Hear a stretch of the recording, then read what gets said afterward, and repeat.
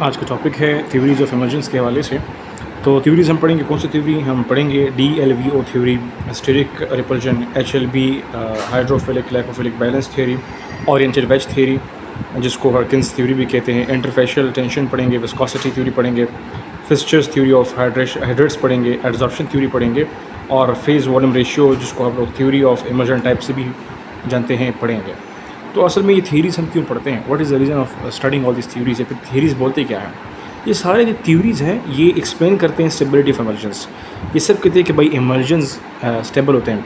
हर एक ने अपना नज़रिया जो है वो पेश किया कि भाई इस तरह से स्टेबिलिटी होती है इमर्जेंस की। कोई भी इमर्जन है वो इस वजह से स्टेबल है।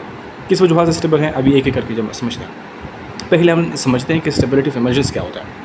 ये हमारे पास कोई इमर्जन होता है, हमें पता है कि इमर्जन में कुछ पार्टिकल डिस्पर्स होते हैं, ड्रॉपलेट्स डिस्पर्स नज़र आते हैं और जो जिसमें डिस्पर्स नज़र आते हैं वो एक लिक्विड फेज़ होता है जिसको हम लोग कंटिन्यूस फेज़ के नाम से जानते हैं और कुछ और भी नाम है जो कि अभी मैं नहीं ले रहा ताकि आप लोग कन्फ्यूज़ ना हो जाए। बाकी लेक्चर्स में हम उन सब नाम को डिस्कस कर चुके हैं। वो जो डिस्पर्स फेज़ है वो अमूमन क्या होता है, ड्रॉप्स की शक्ल में, ड्रॉपलेट की शक्ल में यहाँ पर डिस्पर्स होता है, डिस्ट्रीब्यूट होता है इस कंटिन्यूस फेज़ में। तो डिस्पर्स फेज़ अमूमन कम होता है और कंटिन्यूस फेज़ ज़्यादा होता है। तो डिस्पर्स फेज़ को आप लोग सॉल्यूट की तरह समझ लें, ये सॉल्यूट नहीं होते हैं, और कंटिन्यूस फेज़ को आप लोग सॉल्वेंट की तरह समझ लें, ये सॉल्वेंट नहीं होते। सिर्फ कॉन्सेप्ट के लिए बता रहा हूँ। तो स्टेबल कब होगा इमर्जन?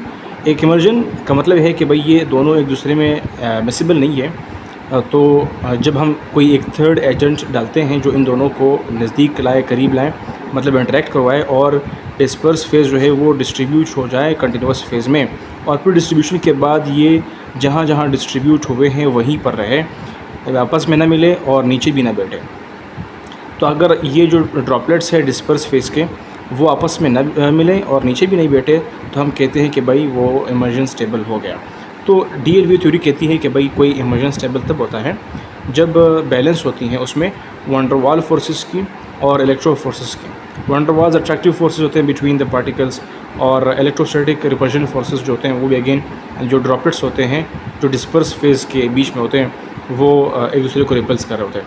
तो जब ड्रॉपलेट्स आपस में रिपेल करेंगे और आपस में अट्रैक्ट भी करेंगे, तो जब अट्रैक्शन और रिपल्शन इक्वल होगी तो फिर क्या होगा कि फिर ये जो इमर्जन है वो स्टेबल रहेगा। DLVO थ्योरी ये कहती है और ये एक मॉडर्न थ्योरी है, द मोस्ट रिसेंट थ्योरी है, ठीक है।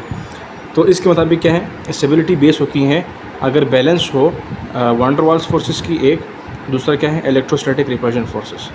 सो इन दोनों की वजह से फिर क्या होगा, अगर ये दोनों बैलेंस होंगे तब हमारा इमर्जन स्टेबल होगा, अदरवाइज़ नहीं। स्टेरिक रिपल्शन क्या होता है? इस थ्योरी के मुताबिक अगर स्टेरिक हैंड्रेंस प्रिवेंट करे ड्रॉपलेट्स को कोएलिशन से, इसका मतलब ये कि भाई पार्टिकल्स की ज्योमेट्री ऐसी हो कि वो एक दूसरे के साथ मिले नहीं।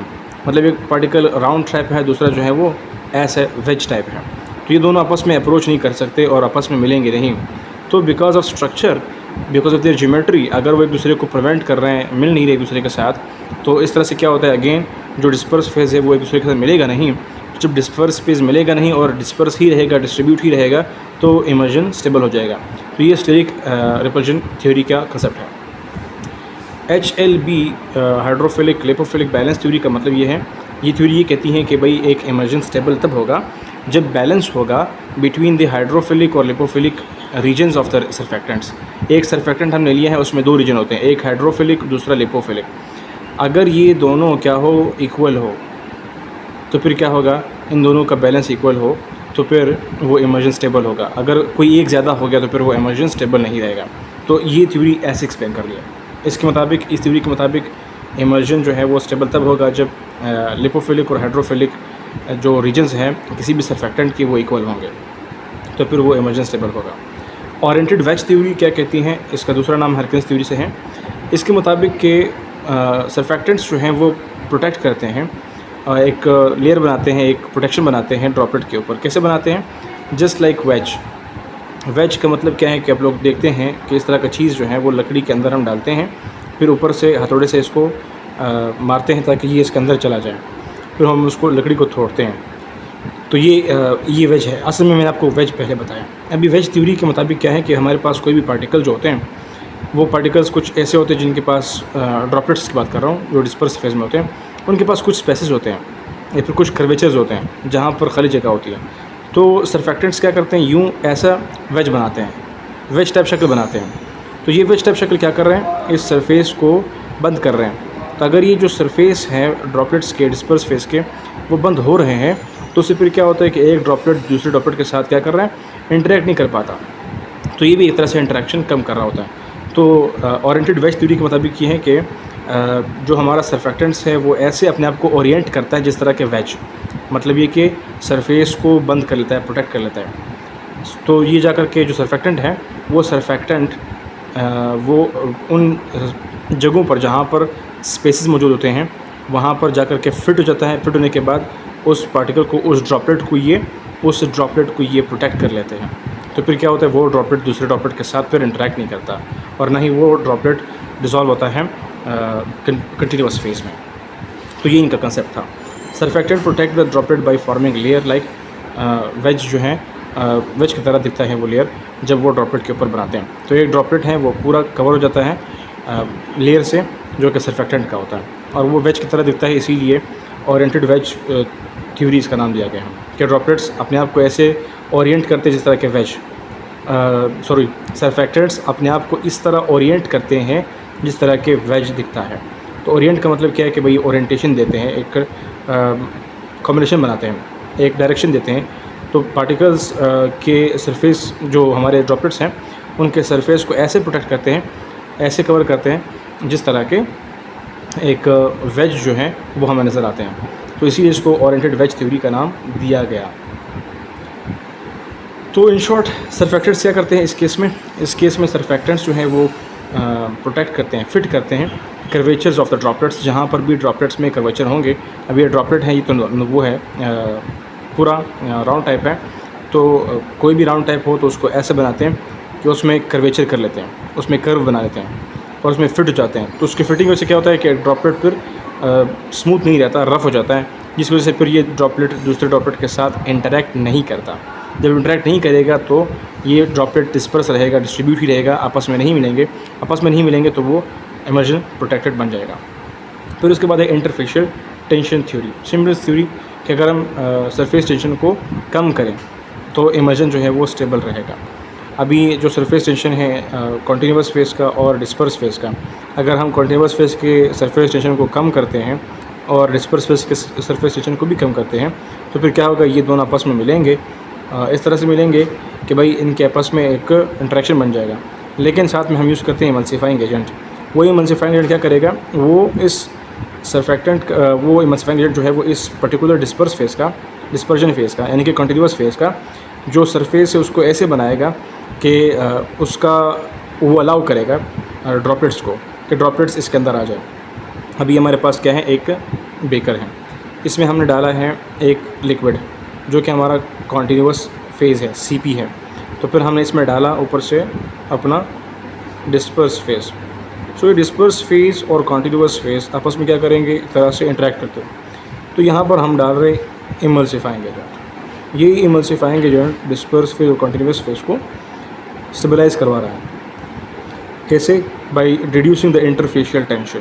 तो जब इंटरफेशियल टेंशन कम होगा उससे फिर ये डिस्पर्स फेस कॉन्टीन्यूस फेस में एक तरह से इंटरेक्ट करेगा, मिलेगा, लेकिन इमल्सिफाइंग एजेंट इन दोनों को आपस में मज़ीद इंटरेक्ट नहीं करवाएगा बल्कि ड्रॉपलेट्स को उसके ऊपर एक लेयर बनाएगा और वो ड्रॉपलेट्स वो फिर डिस्पर्स ही रहेंगे। तो स्टेबल इमर्जन तब होता है जब ड्रॉपलेट्स डिस्पर्स ही रहें। विस्कोसिटी थ्योरी, इसके मुताबिक क्या है, अगर हम इंक्रीज़ करते हैं कॉन्टीन्यूस फेस की विस्कोसिटी को, हमारे पास दो फेसेस हैं, डिस्पर्स फेस और कॉन्टीन्यूस फेस। अगर हम डिस्पर्स फेस और कॉन्टीन्यूस फेस को देखें तो डिस्पर्स फेस ने कॉन्टीन्यूस फेस में डिस्ट्रीब्यूट होना है इवनली। अगर हम कॉन्टीन्यूस फेस की विस्कोसिटी को इंक्रीज़ करते हैं, इसको विस्कस बनाते हैं अप टू सर्टेन लिमिट, तो फिर क्या होता है कि जो डिस्पर्स फेस हैं ये फिर डिस्पर्स ही रहेगा, आपस में इनकी अप्रोच नहीं होगी। तो विस्कोसिटी की वजह से जो पार्टिकल्स हैं वो एक दूसरे को अप्रोच नहीं कर पाएंगे, ड्रॉपलेट्स। तो अगर ड्रॉपलेट्स अप्रोच नहीं कर पाएंगे तो उससे क्या होगा, इमर्जन स्टेबल रहेगा। अगर अप्रोच करेंगे तो ड्रॉपलेट्स वो अप्रोच करते करते पूरा एक सेटलमेंट बनाएंगे, डाउनवर्ड मूव करेंगे। तो सेटलमेंट उनकी जब डाउनवर्ड होगी या फिर अपवर्ड होगी उससे इमर्जन नहीं रहता बल्कि वो इमर्जन ख़राब हो जाता है, अनस्टेबल हो जाता है। तो कंटिन्यूस फेज़ की अगर हम विस्कोसिटी इंक्रीज़ करते हैं उससे इमर्जन स्टेबल हो जाता है। तो इन शॉर्ट विस्कोसिटी थ्योरी क्या कहती हैं कि अगर हम इंक्रीज़ करते हैं कंटिन्यूस फेज़ की विस्कोसिटी को तो इमर्जन स्टेबल हो जाता है। Then we have the next one, that is Fischer theory of hydrates. इस थ्योरी के मुताबिक जो वाटर है वो सरफेक्टेंट्स के साथ इंटरेक्ट करता है। उसके इंटरेक्शन से क्या होता है, इंक्रीज़ होता है स्टेबिलिटी ऑफ द इमर्जन। मतलब हमारा सरफेक्टेंट है, वाटर जो है वो इस सरफेक्टेंट को घेर लेता है।